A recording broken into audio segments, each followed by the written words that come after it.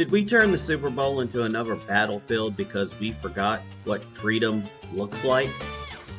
Remember, we fight for what's right because it's time to go right.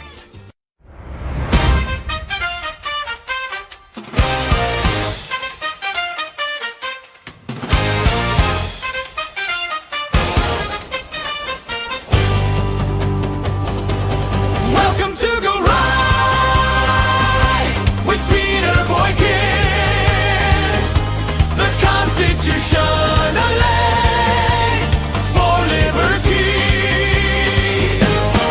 Go right, not left, not right, alone in sound, but liberty where truth is found. Speak your mind, don't stand aside, let the Constitution be your guide. Turn it up, let freedom ring, every voice deserves to sing.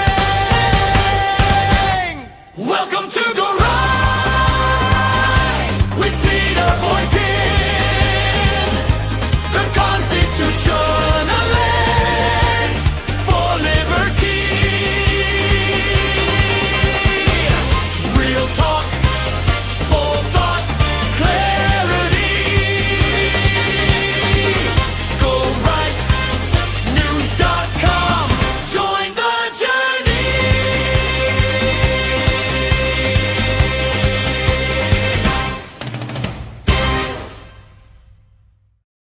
Did we turn the Super Bowl into another battlefield because we forgot what freedom looks like? Welcome to hashtag Go Right with Peter Boykin. Somewhere along the way, America stopped being comfortable with disagreement. We used to argue, debate, laugh, and keep watching the same game together. Now we prejudge, pre-react, and pre-outrage before the lights even come on. The Super Bowl halftime show was supposed to be entertainment. Instead, it became another ideological battlefield long before the first note was played. And that says more about us than it does Bad Bunny.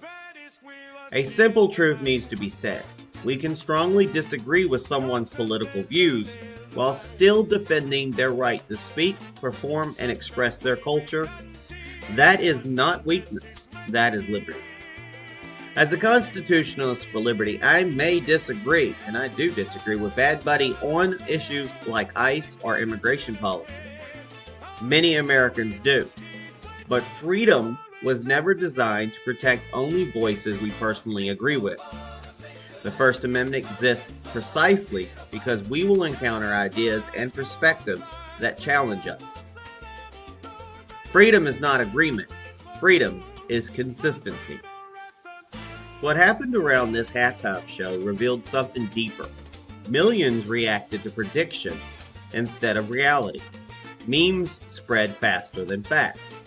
Some critics chose alternative halftime streams instead of watching the performance itself, yet still joined the outrage as if they had experienced it firsthand. Now that's not criticism. That is tribalism. Shared cultural moments have become loyalty tests. Instead of asking whether something was creative or meaningful, people ask whether it aligns with their political identity. When curiosity disappears, unity follows. Now I have to remind people, Puerto Rico is part of the United States. Puerto Ricans are American citizens. Their culture is American culture, whether it fits your personal taste or not. Rejecting cultural expression simply because it feels unpopular or unfamiliar or politically uncomfortable narrows our understanding of what America is supposed to be. A confident nation does not fear cultural expression. A confident nation debates it, engages with it, and grows stronger because of it. The real tragedy is not that people loved or hated that halftime show. Art has always divided audiences, especially music.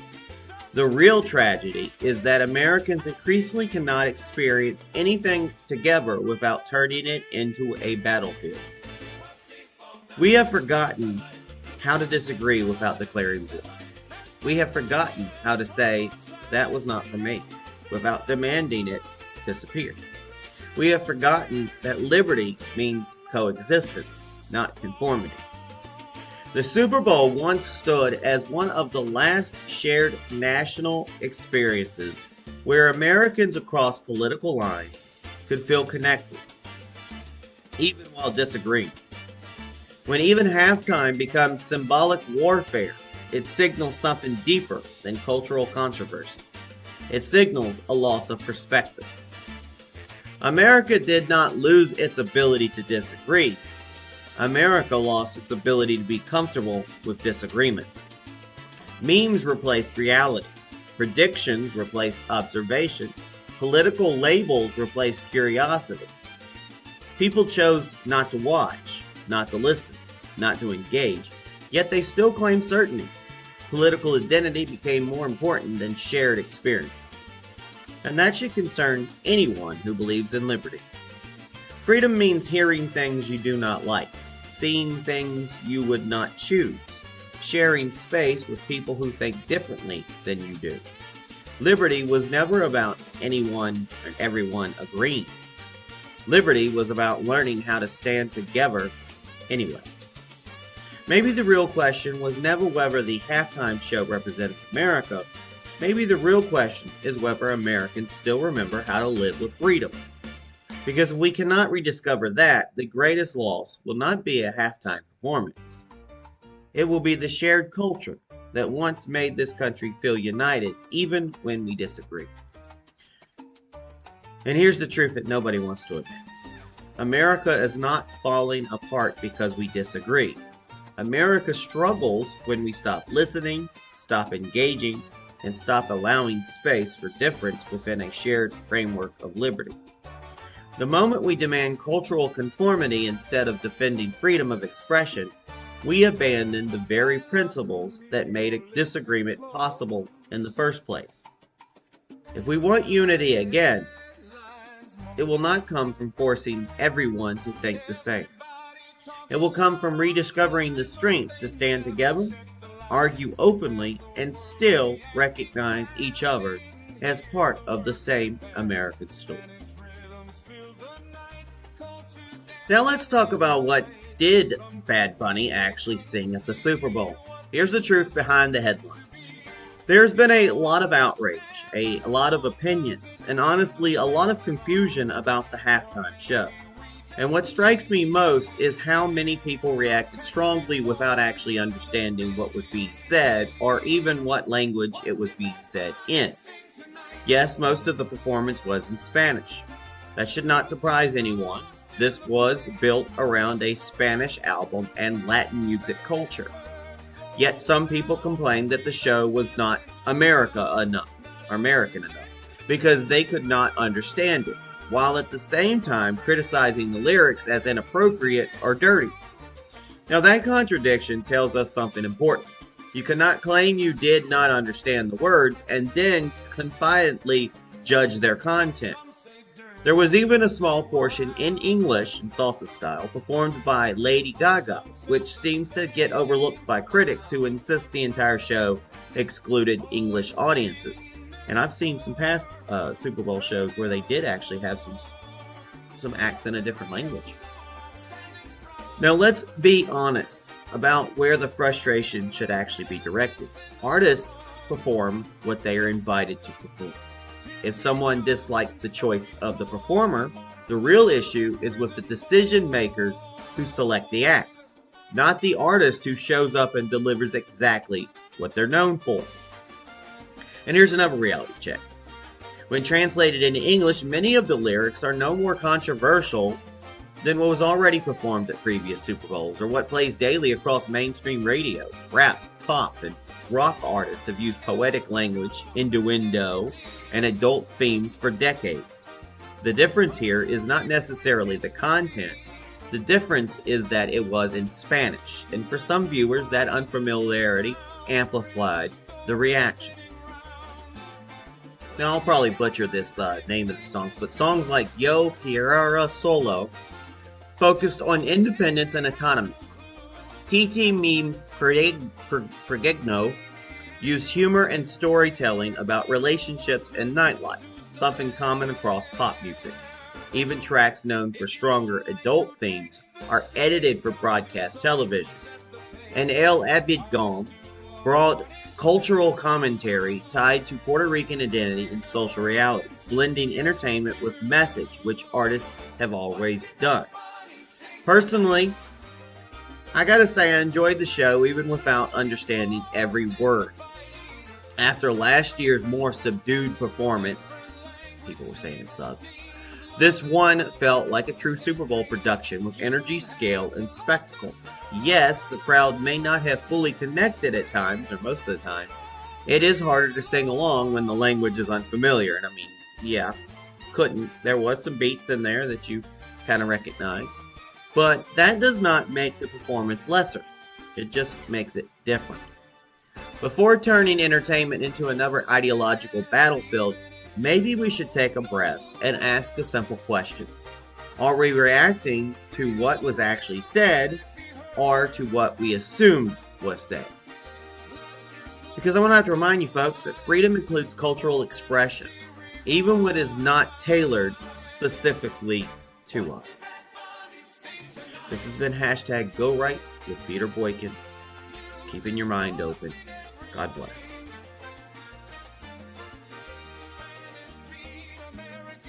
Now, folks, this is on GoRightNews.com, PeterBoykin.com, and GoRightNC.com. This is all part of the article, and there's more information to be heard as I post my ideas about things. Thank you for sharing this, and thank you for listening to #GoRight with Peter Boykin. I've got a little bit more to talk about.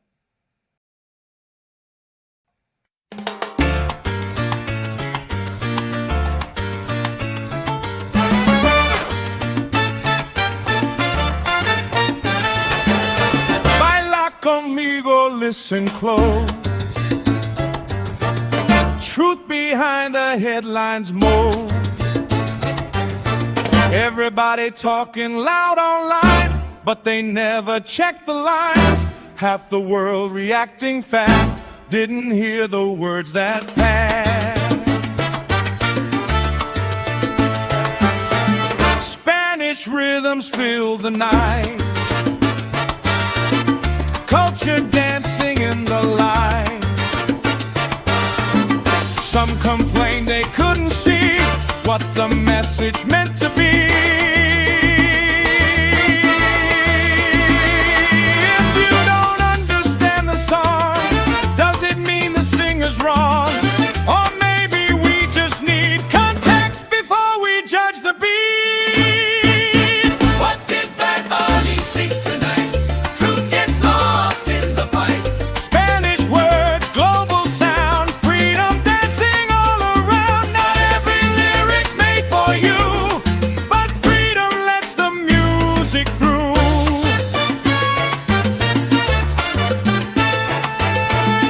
Some say dirty, some say wild,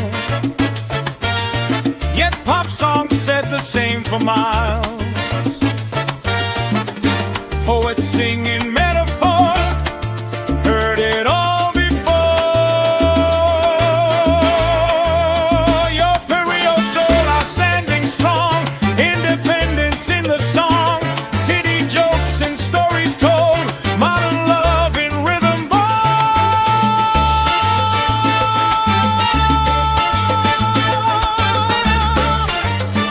Oh yeah!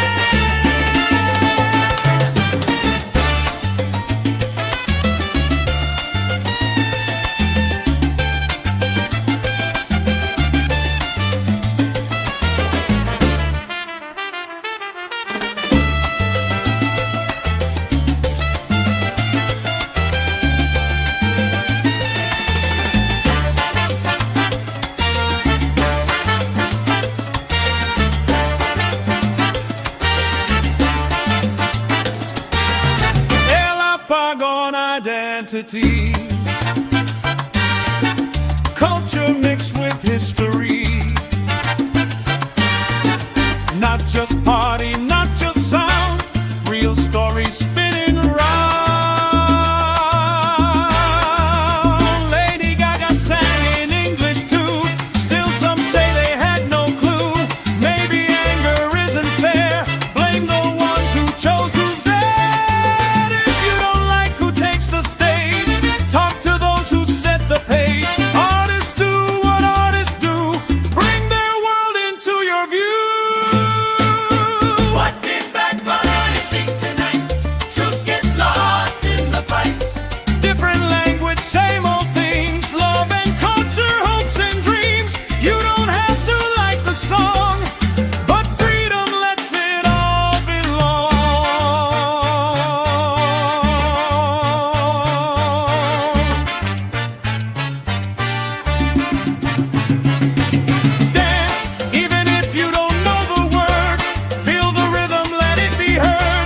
year slow, this year alive. Super Bowl and let's hear revive.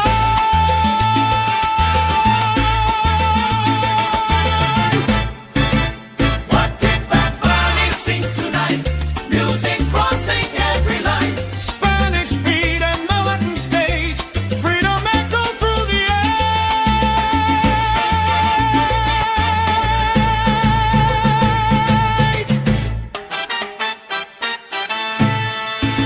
Baila, debate, celebrate free. Liberty and harmony.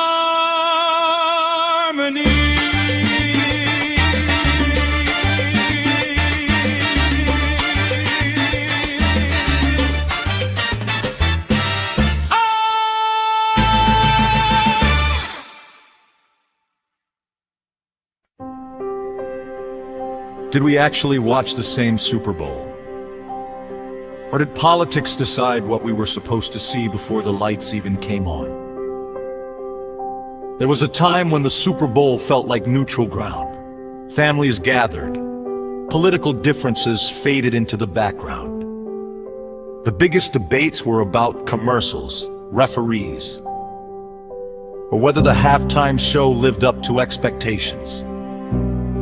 For a few hours, Americans could disagree without turning everything into an ideological battle. That shared cultural space is becoming harder to recognize. Instead of discussing football strategy or performance quality, social media erupts into political trench warfare. Before the event even begins, expectations are shaped by headlines, memes, and narratives long before viewers see the performance. That is exactly what happened surrounding Bad Bunny's halftime show. Before he stepped onto the stage, predictions of controversy flooded timelines. Critics warned it would be anti-American or politically divisive. Supporters framed it as cultural representation. Many viewers formed firm opinions before the first note was played. Some chose alternative halftime streams while still criticizing what they believed the show represented. The halftime performance stopped being just entertainment and became a symbol in America's broader culture war. And that reaction reveals something deeper than disagreement about music. It reflects a shift in how Americans experience shared cultural moments. The divide is no longer purely political. It is cultural, emotional, and shaped by perception before reality. Memes predicted controversy. Critics warned of messaging. Supporters emphasized representation by the time the performance aired. Many viewers had already decided what it meant to them. That reality says more about America's political climate than it does about the halftime show itself. President Donald Trump issued sharp criticism, calling the performance absolutely terrible and one of the worst ever, arguing it failed to reflect American values and standards. Media coverage amplified the reaction as evidence of a widening cultural divide. For some critics, the debate extended beyond music into Bad Bunny's previous political positions, including criticism of ICE and immigration enforcement. Others experienced something different. Many viewers described the performance rooted in Puerto Rican culture, family traditions, and artistic authenticity. They saw heritage, community, and representation rather than political messaging. The most revealing aspect was the gap between expectation and reality. Much criticism appeared driven by assumption rather than first-hand viewing. Avoidance replaced engagement. Narratives formed before experience. This reflects a broader national shift. Americans increasingly approach cultural events through political alignment first and personal experience second. The question becomes not, was it entertaining, but does this represent my side? National culture wars rarely stay national. They filter down into states like North Carolina, where cultural identity, immigration policy, and political polarization already shape local conversations.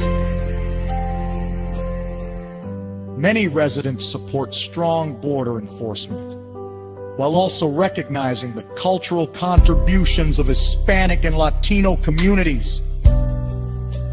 These positions are not mutually exclusive, yet political narratives often frame them as opposing forces. From a constitutional perspective, strength lies in balancing individual liberty with shared civic responsibility. Cultural expression does not erase American values, it exists alongside them. The danger arises when political disagreement turns into cultural rejection, shrinking the space for shared experiences. When debates are driven by assumptions instead of direct engagement, we stop sharing moments together and start watching different realities entirely.